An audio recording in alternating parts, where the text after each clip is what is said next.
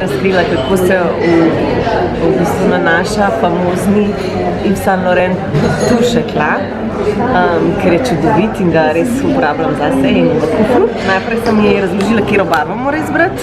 Jaz vzamem 2 odtenka zelo oranžnega, ker imam modre podočnjake, pa svetovega, ki jih pol skupaj pomešam. In potem v bistvu s čopičem nežno, ampak na debelo prekrijem točno tisto vse, kar me moti. To je pri meni pač notranji kotiček oči. Vidiš, nežno nanašam, ampak na debelo. In se gledam v špegu, naš tako pavšalno.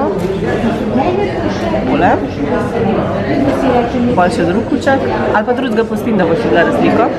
Pa v bistvu vmes si umijem zobe ali pa nekaj naredim, da se to noter s kožo prepoji. Se pravi, ne začnem takoj zabrisovati, v tem je trik.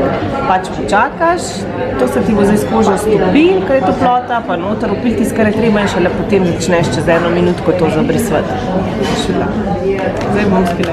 Pa nežno v bistvu zabrišeš, tako le tapkaš, ne vlečeš spet, ne?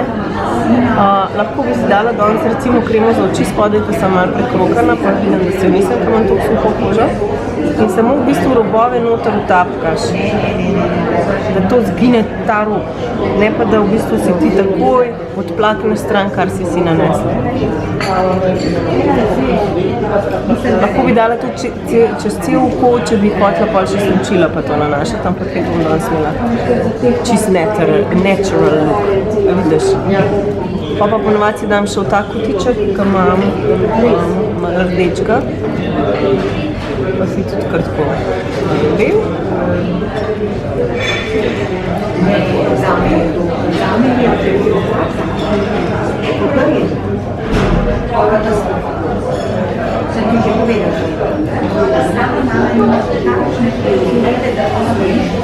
Nežno, pa spet malo počakam, pa bom pol zabrisala. Pa je nekaj tudi čist nič ne daš oči, jaz imam večje pa občutljive oči, tako da me marsikaj, kar si gor dam, ne ziritira. Ja, ampak dobro je tudi, ko še naredimo spod za oči že preko nekaj, spod čisto spod. A veš razliko zdaj? Before and after. Ja, zelo še drugega.